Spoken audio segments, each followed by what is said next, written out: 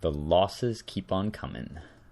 This time, I am playing against a guy named Keep Flying. I think his name is Spencer in real life, and actually Spencer kept contacting me online asking me to playtest some games, and he kept finding me right as I was in the verge of logging off, so we didn't get a chance to play for a long time, and this is finally our showdown game, the only time we've actually played so far. And he, obviously you can see I'm playing, well, you can't quite tell, although the Sapphire Medallion is a bit of a giveaway, but I'm playing Mighty Azami, Lady of Scrolls. And he's playing Rayne, Academy Chancellor, a general that is so inferior to Azami, in my opinion, that I actually don't even include it in my Azami deck, which is chock full of wizards. However, Spencer tells me that he does have a particular reason for using it, which is that the permanent tends to shine pretty well in multiplayer and is actually pretty good for getting people to ignore you, which is a very interesting strategy that I hadn't thought about and makes a great deal of sense. Obviously, when you put Azami out, it's got a huge target on it in a multiplayer game. People will kill it at all costs. Whereas Rayne, if they go after your Rayne, and I don't even know why they would, you get to draw a card, and that same thing holds true for all your other valuable permanents. So it kind of discourages people from attacking you or meddling with your stuff and gives you enough time to really develop and get a big engine running that doesn't include the general. However, for 1v1, of course, there's no question that Azami is in a completely different class from a 1-1 for 3 mana, which is fundamentally what Rayne is, with no real relevant abilities. But that said, that doesn't mean that you can't lose to a Rayne deck. Here we go. He is mulliganing, but going first, and I have a very, very solid hand. Doesn't have any grotesque acceleration, but it does have both Grim Monolith and Sapphire Medallion, so I have multiple ways to go, as well as Counterspell. Certainly keeping it, he mulliganed. So, Island. 7th edition Island. It's kind of cool. And he's tapping land. Oh, and Mana Crypt. Wonderful. And Thought Vessel. Okay, well, if anything can make Rayne good, it's 4 mana on turn 1 going first. It's going to be a struggle, for sure, because I think I've seen his deck list at this point, and I know that there's quite a few counterspells and other ways to get into the game. Certainly a Planeswalker resolving on turn 2 would be the death of me, given the way my hand is. Sea Scryer. That's like a Thought Vessel with legs. It's going to be better. Alright, well, I just have to hope here he just has nothing to go with this. This is just a mulligan and a colorless draw, and he just camps around on one island for a while. Not doing much of anything. There's a second island. Alright, that's troubling. Ponder. It's a little window at least to get my Sapphire Medallion into play. He's tapping out. And playing the Rayne. Okay, I promise not to mess with your Rayne. Deal? Not gonna do anything to that. Island. Alright, cool. And I think about this for a long time, and I eventually decide I actually want Sea Scryer in play, because if I play Sea Scryer, it gives me the ability to play both Sapphire Medallion and Grim Monolith next turn.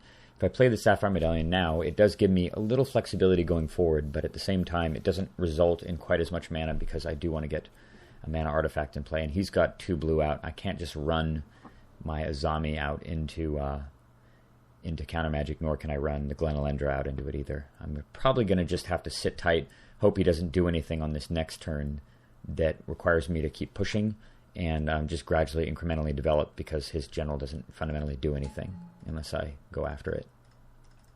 That's what we're hoping for here, that he's just flooded now. Turn before we were hoping he didn't have any islands, now we're hoping he's got all islands. So far, so good. No temptation to block, of course. Oh, don't tap anything. Okay, and he just says done. So that's clearly a counter. Either that's a cool bluff, or that's counterspell telegraph, and either way, we don't care. We have to just play stuff regardless. Question is, what do we play first, Medallion or Monolith? And I think about it for a while and decide that I actually want to play the Medallion first, given that it's not terribly crucial to my plan. I think that the flexibility afforded by Grim Monolith is more important, because it's going to allow me a little further along to run out both both Azami and Dissipate on the same turn, or at least to protect a Glenalendra, and Glenalendra will push the Azami through and get me back into the game. And he's got Dismiss. Gnarly. Alright, well, even if he didn't have Mana Crypt, he would have been able to cast the Dismissed on that turn because of the Thought Vessel, so no harm done. Go get an island, play the Grim Monolith, which I'm actually happier to resolve than the Medallion. Rayne doing her thing. He's up to 4 islands. Alright, again, we're just hoping that he's got a bunch of blanks in hand.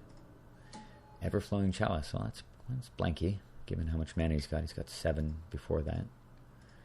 Tapping a bunch. Capture of Jingzhou. Awesome. Well, go ahead and Time Walk and attack me with your 1/1 again. Take some more damage from your Mana Crypt while you're at it. Yeah, that's...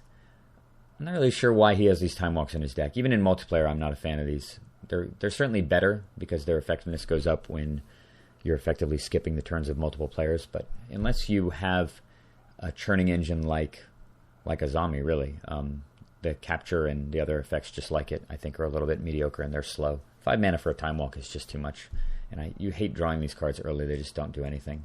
I mean, 5 mana counterspells are more interactive, and pretty much all of them are verboten in the format, except for, I mean, obviously, Force of Will costs 0, kind of. It is a 5 casting cost counterspell, but the other ones that are really powerful, like Mystic Confluence and Desertion, and, Misdirection doesn't count because that's a free one too, but the other 5s, in my opinion, are just too clunky to use, and I would put the Time Walks kind of in that same category. Very powerful effect, potentially, although even more narrow, but just prohibitively expensive. You win games with cheap stuff, not with things that cost 5, usually. Bash, unless you draw Mana Crypt every game. I still need to work on that skill. Alright. Glen Alendra Archmage. Very, very timely for him and very bad for me. Although still not a complete disaster because I'm actually just planning on sticking my own Glen Alendra first and then casting Azami with Glen Alendra protecting it. So if that last card in his hand is not a counterspell, we're actually very, very much in this game still. So I'm going to, of course, do this. And I don't have much of a playback because of the Glen Alendra. If he does have a counterspell, it's not the end of the world, but he will be out of cards, and that means almost certainly my Azami will stick next turn. And if it does stick, then I can run this 4 back through the Grim Monolith and get it back for the Azami turn, which is going to be great. He's got nothing. And he attacks. There's no temptation to block, of course, because I need all the counters on my guy. Riptide Laboratory.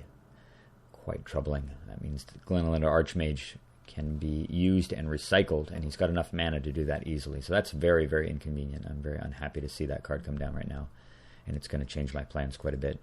Got to untap the Grim Monolith here. Alright, another island. Not too unhappy to see that. Alright. And why I'm not playing my... not sure why I'm not playing an island first here. Maybe it's because I intend to just draw and oh, that's right, yeah. I'm not playing an island because I'm really hoping there's a Wasteland or a Strip Mine on top of my deck. I really need to get rid of the Riptide Laboratory. Become the target of a spell or ability your opponent controls. It's Rayne. Curse you, Rayne. Even if I do draw Wasteland, you get to draw a card. I'm going to draw a card, Born Power Stone. I was also thinking maybe if I draw Niktos as well, I can generate more mana than I would get from a single island. Into the Royal is really good. That's excellent. And with this card advantage engine going, I don't actually mind him. Did I just not play an island there? Okay, that was retarded. There's just no reason for that at all. Ultimately, I don't think that affected this game, but it's almost like a criminally dumb thing to do. Maybe I'm still on tilt from that first turn. I'm getting 4 mana. But anyway, I actually feel like I'm really, really comfortable in this game. I mean, I don't know what that card is, but given that he's blue, and I've got blue mana untapped, as well as Glen Alendra Archmage and the Azami going, I can't really think of what he could draw here that would allow him to recover this position. And I think I'm just going to get so far ahead he's not going to be able to do anything. I mean, eventually I'm going to have to bounce the Glen Alendra and counter it on the way back out. But once that's done, he's scuttled for good. He taps 4 mana. Sower of Temptation.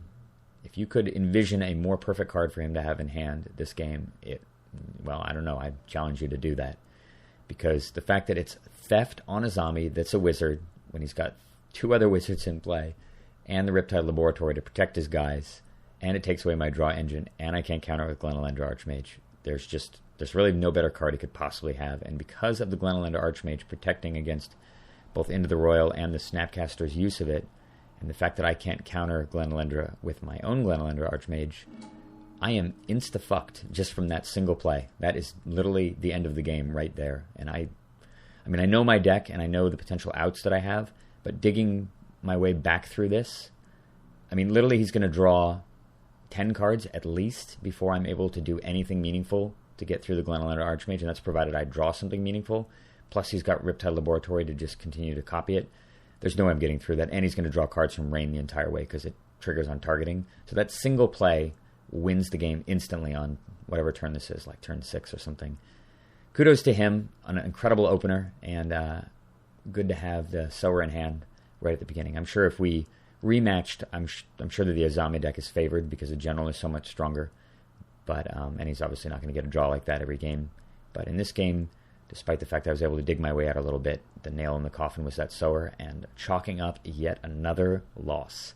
I think the next game may be a different deck, but hopefully you guys are enjoying watching my own suffering at the hands of my opponents. See you soon.